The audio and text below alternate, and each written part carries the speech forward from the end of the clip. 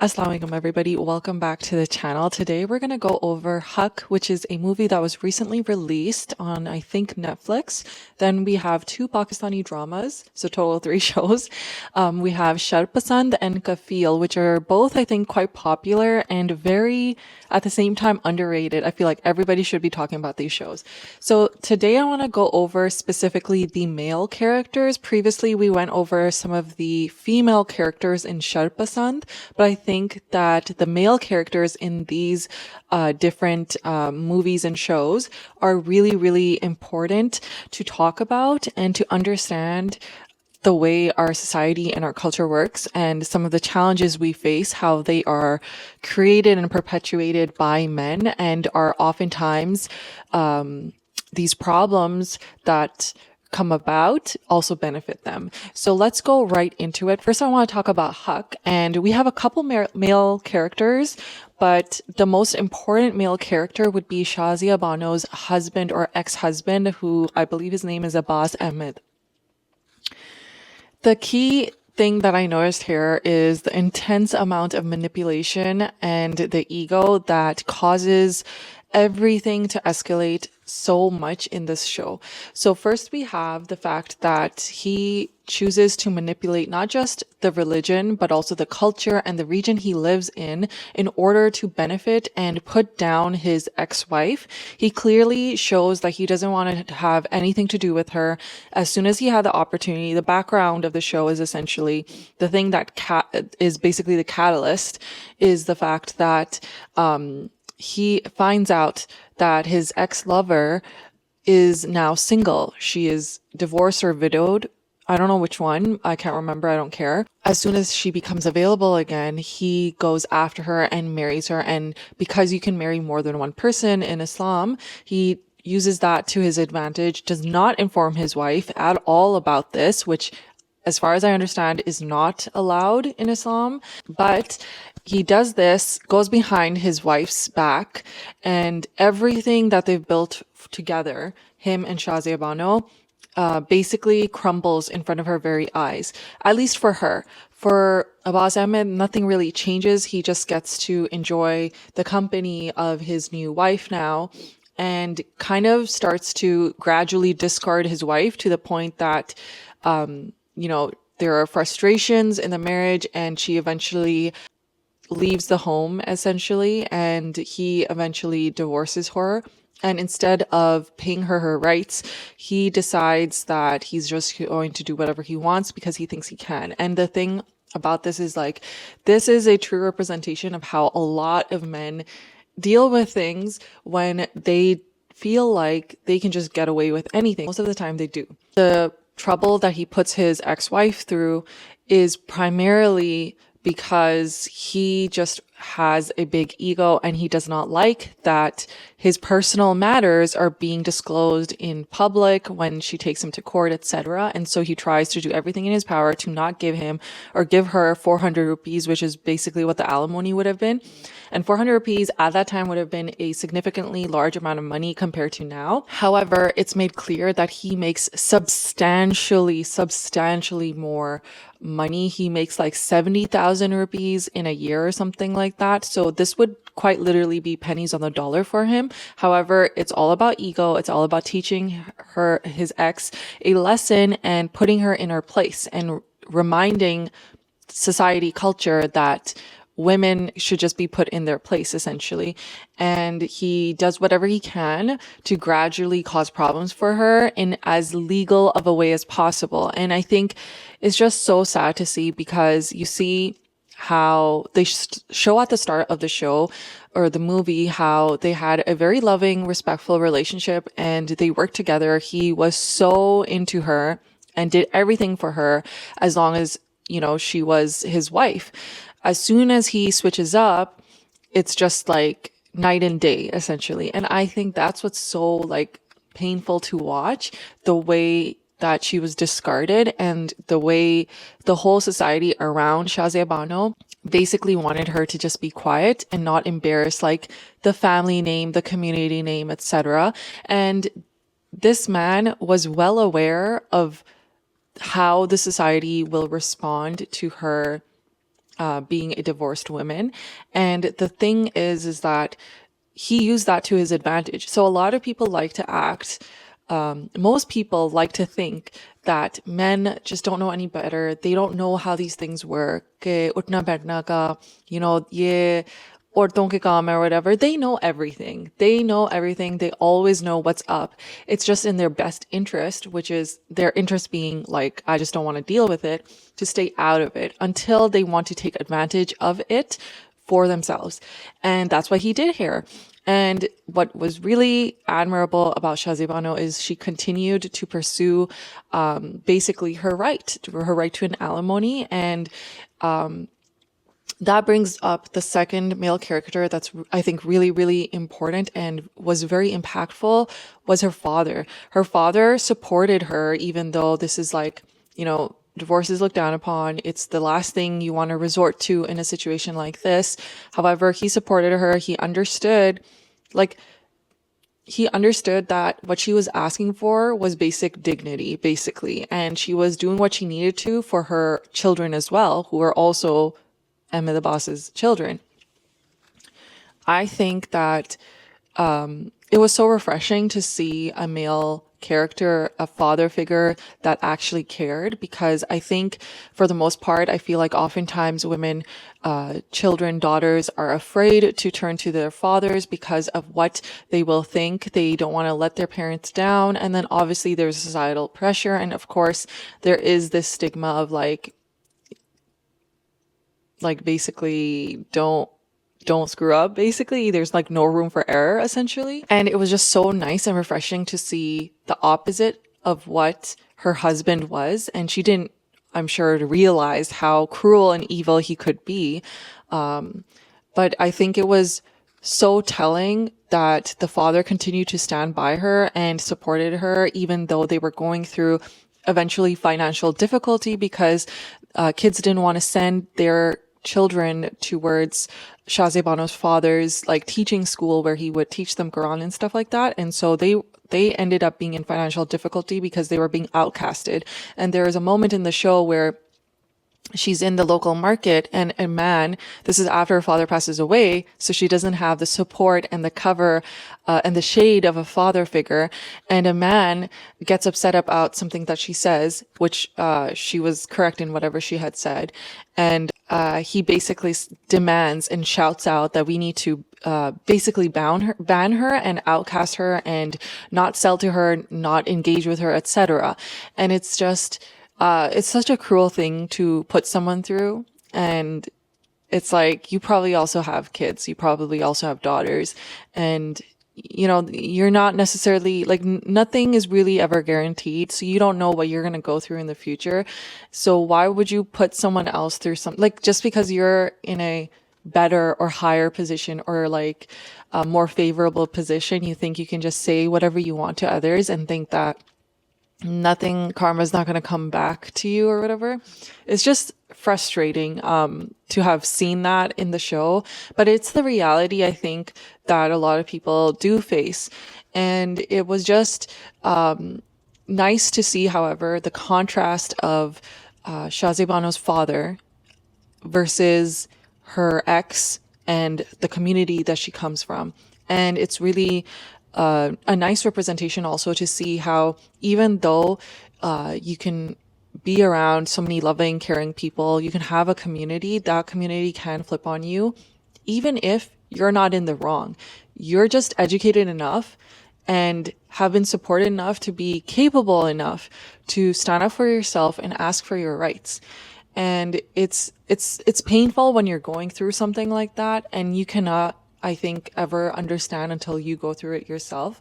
But I felt like this show was a really good representation of what people go through and what the society is truly actually like when people are going through difficult times, basically. I do think that the biggest takeaway from this show was that you should be educated enough to support yourself, even if it's not even if it's nothing else, just to be able to advocate for what is right and to be able to dismantle false arguments. based on nothing, claiming that the religion is like this or that, when it's not. It's the culture perhaps, but not the religion. We see that also again when they go to their like local Muslim council, I guess, and Shazi Bano stands up for herself. And, you know, she does get reprimanded once by her father, but you can tell her father is not angry that, you know, she's speaking out of turn or anything like that. He fully, you can feel that he understands the frustration that she's going through. And when she calls out those like Mulanas or Molvis or whatever, you know, they can't say anything to her really, except that, oh, you're just being like a loud mouth woman. Like, okay. So yeah, that movie is actually really good. And it's an important movie, I would say, that everyone should watch. It's a good one. So Haq was a really good movie, but now let's switch over to Sharpasand, which is still running and is really intense and stressful, to be honest. And the male characters in the show are also really, really interesting. And I think what I really like about this show as well is the fact that it is very real. The reality is that a lot of these dramas try to portray it's all these issues that are happening. It's because of women are women's worst enemies, which I do feel like that's kind of true. But men also play a role in the society, and they'd like to conveniently take a back seat for themselves, for their own like peace, while other people are going through hell, maybe, perhaps. But I think that they play a very important role in the community, in culture, and it's very well executed in Sharpasand. So specifically in this, with this show, I want to talk about briefly Firasat, Fida, and Shazmin's ex-husband. So first of all, of course, we have to talk about Firasat because he is basically the mastermind between all of the chaos that has been going on in the community. And we see that I mentioned it briefly in my previous video when I was talking about Sharpasand, the women in Sharpasand. However, I just want to highlight again the importance of the character that Firasat plays, which is basically someone on a power trip that has positioned himself well in the community, like in Haq, like the ex-husband in Haq, who was a prominent figure, lawyer in the community. Firasat here has positioned himself in Sharpasand as someone that is always doing good for others, never thinks bad of others, etc. Even though you can hear when you actually listen to what he's saying, and you take off those rosy glasses, you can see that he has ill intentions and is always saying bad things about people. But he wraps it up nicely. He smiles a bit and speaks in a sympathetic manner. So everyone just believes him and thinks highly of him, even though he is basically always starting these rumors or manipulating information he does find out into rumors about other people so that he can take them down because he just didn't like an interaction with them. No real reason. He may have been the one misbehaving with them, but he just wants to take them down. And the reason he does that is quite clear. It's because he needs to maintain his reputation. So he needs to tear down other people in order to do that. And so that is why he twists and manipulates perception that other people have of others. Then we have Fida, which is another important character. He and his wife Sanam, I believe, move into the community. So they're new to all of this. And he has grown attached to Firasat because he's a nice, friendly guy. And he seemingly does not seem to realize that this guy is not a good person, despite everything, because of his very first initial impression. I feel like I'm Fida. Yeah.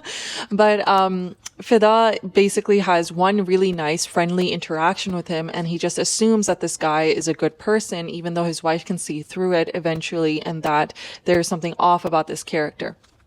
The issue I have with Fida and also Shazmin's ex-husband, who we'll talk about in a moment, but the issue with Fida and most of the characters in the show is the fact that they just listen to Suni Sunai Bate and they just take it as fact.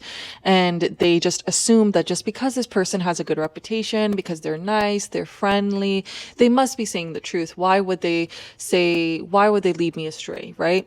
And I'm sure Fida will realize in the next few episodes that he is being led astray when he realizes that Firaset has scammed him, and when he realizes that he's basically trying to pit him against his wife. The wife feel like that's gonna not come so easy for him. He's not gonna realize it as quickly. He's gonna fall into his trap. However, just talking to the character itself, Fida represents the way men, and not just men, but oftentimes men just listen to what other people say and take it as facts. And they ask questions after. They listen to accusations, don't think about what is being said, why is it being said, is it even necessary to be said, what is the purpose, why am I being told this right now, etc.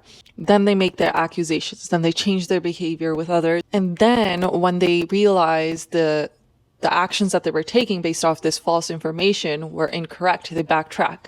Then they play on the sympathies of, oh my gosh, I'm sorry. I can't believe I'm having to say I'm sorry because I'm such a good person and I'm a man. So the fact that I'm having to say sorry or backtrack on anything, this is already killing my ego. So just move on and forget about it, which, only a man would ever do that. Seriously. Like, women too, but I mean men, right? That said, let's move over towards Shazmin's ex-husband, who also has fallen into this trap that I'm projecting or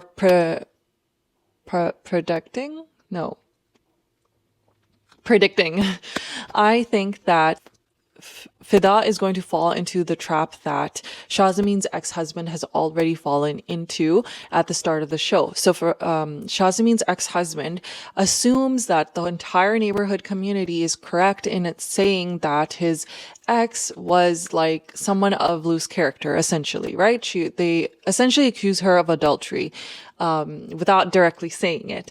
And I can understand when the entire community is coming to your fiance at the time and saying that she's not a good person and this and that. I can understand, but if that was all there was to it, sure. But you're this person who the ex fiance was this person that was head over heels for this person. You're ready to get married to this person like a day or two or something like that, right? And now you're going to throw it all away because of what other people are just saying. You're not going to think critically or try to think about what is being said, why is it being said, and maybe this is a big deal that so many people are saying this about you. Maybe we need to talk about it, but you didn't talk about it. You made accusations based off whatever people were saying without thinking critically at all.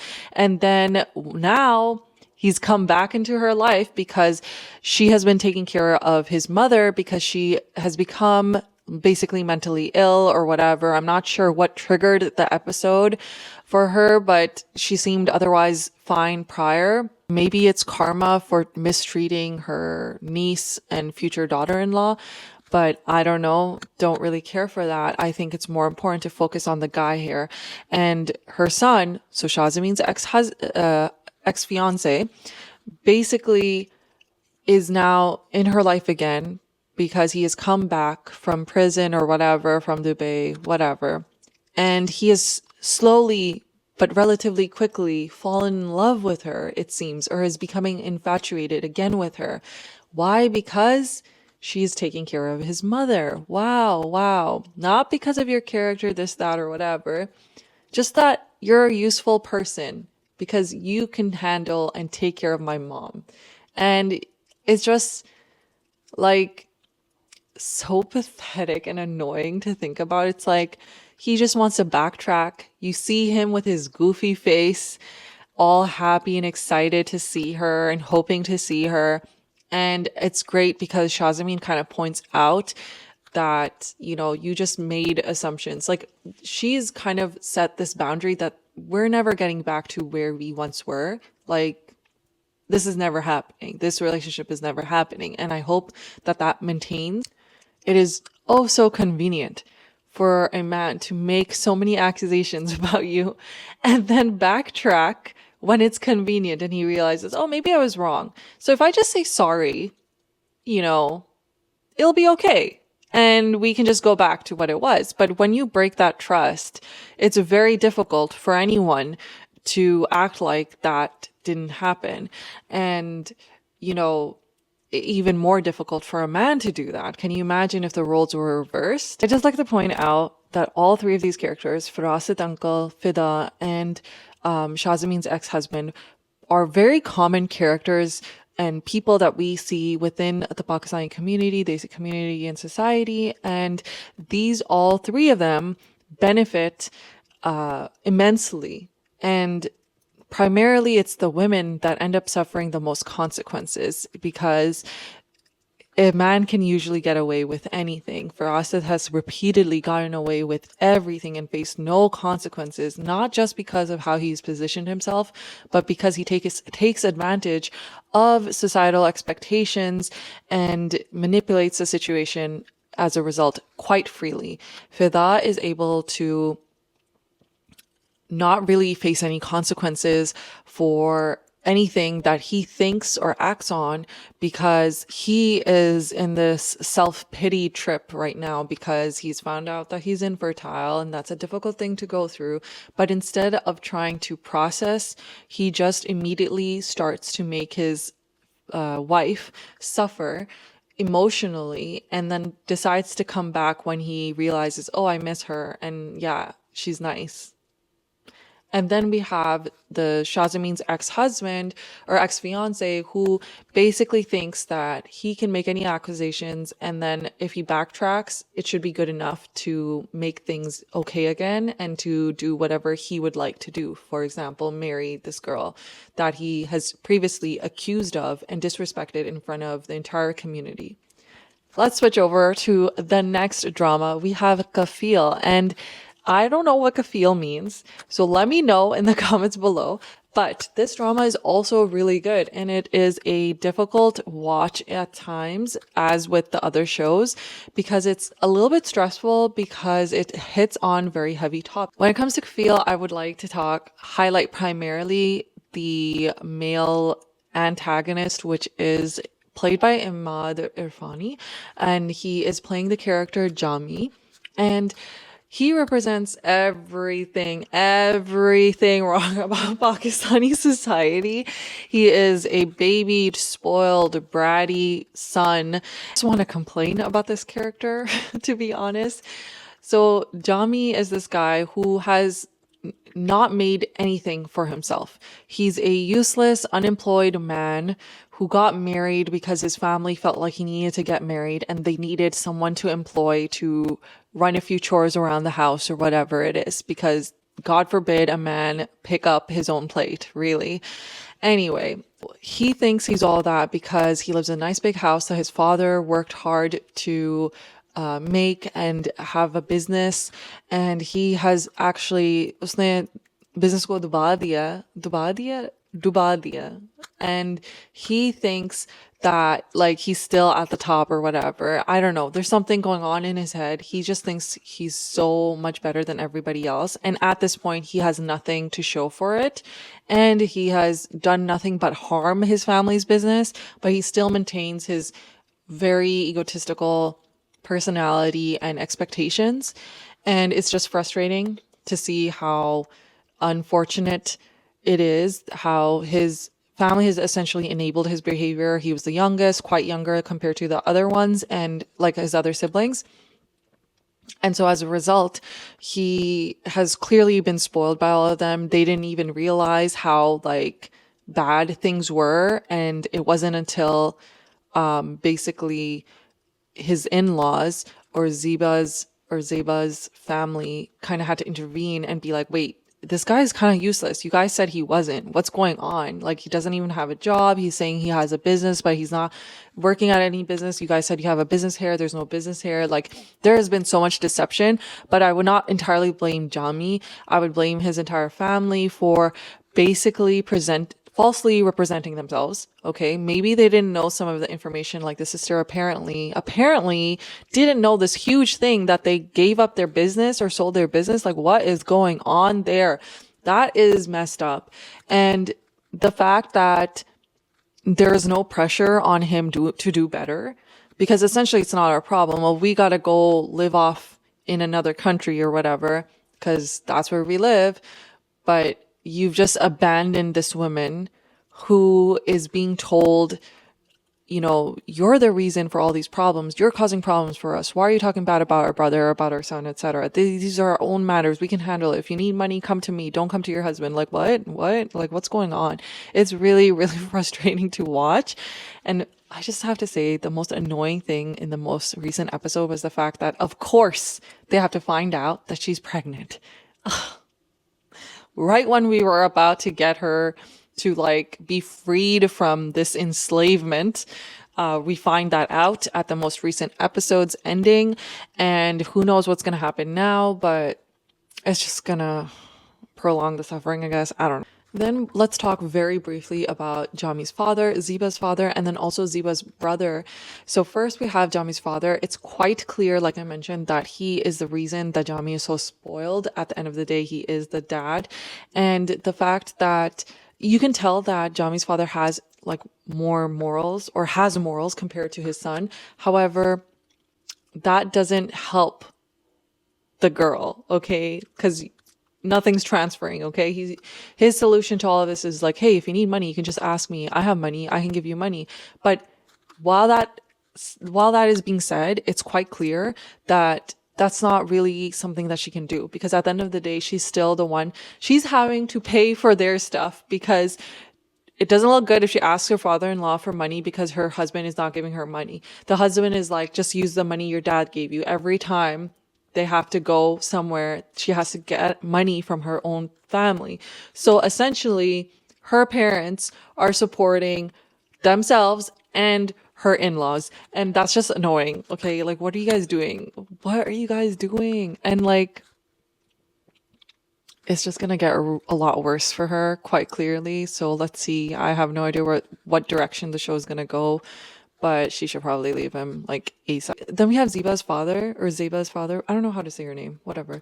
Zeba's father is also an interesting character, because he just jumped the gun and ruined his daughter's life, like out of nowhere. Like, wait, what? Like, hold the phone. Let's do a little bit more research and think a little bit more critically. Hello. Anyway, so he does that. Afterwards, he suddenly wants to be like, you know, better and do better.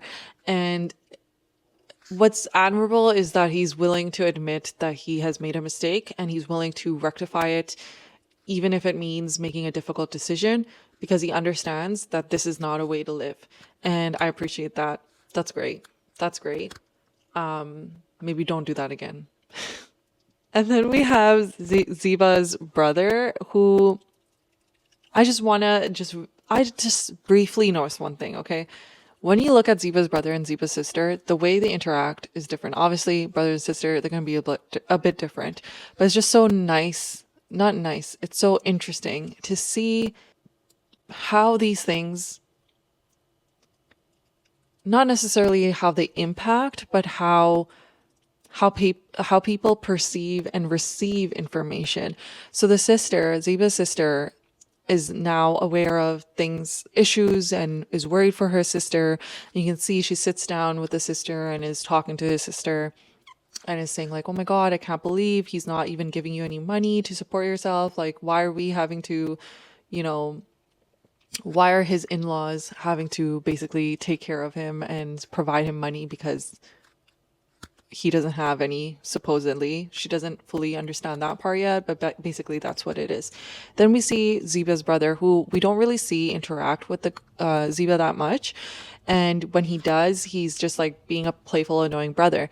But he doesn't understand how the fact that she might be in a difficult situation until he goes to deliver furniture and he realizes that the guy is like ungrateful and कंजूस or क्या कहते हैं, like greedy basically.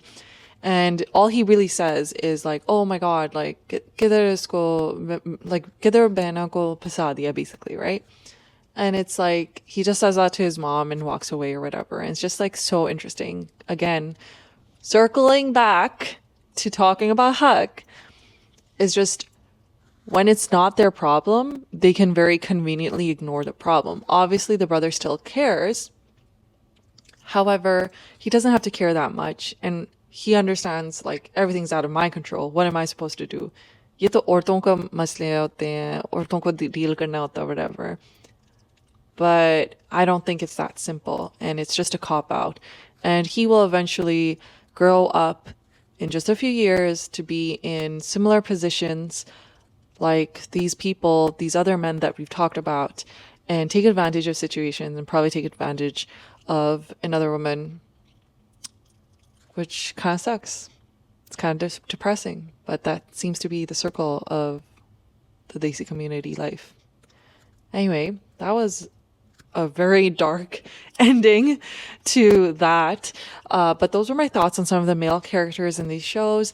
If you guys have any thoughts and would like to share your perspectives, let me know in the comments down below. It was really interesting to sit down and think about this. I kind of freestyled it. I just listed like the characters I wanted to talk about very briefly. But yeah, that's what I have for you guys today. I will see you guys in the next video, inshallah. Assalamu alaikum.